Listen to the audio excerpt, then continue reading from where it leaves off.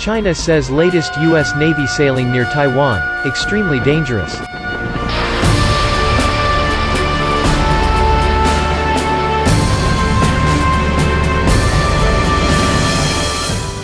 China's military yesterday said the latest U.S. Navy sailing near Taiwan was extremely dangerous, and stirring up such trouble was in neither country's interests.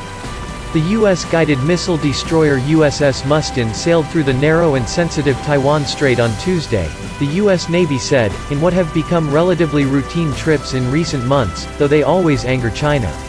The Eastern Theater Command of China's People's Liberation Army said its air and naval forces followed and monitored the U.S. ship throughout its voyage.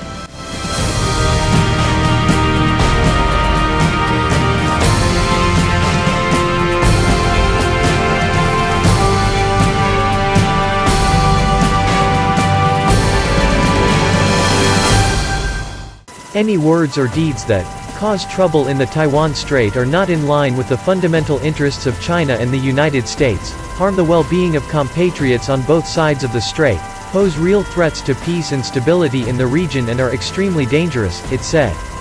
Chinese forces will remain on high alert at all times to safeguard China's sovereignty and territorial integrity, it added.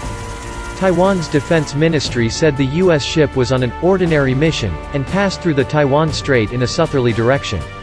The sailing comes a week after U.S. Health Secretary Alex Azar visited Taiwan, the highest-level U.S. official to travel to the island since Washington broke off diplomatic ties with Taipei in favor of Beijing in 1979.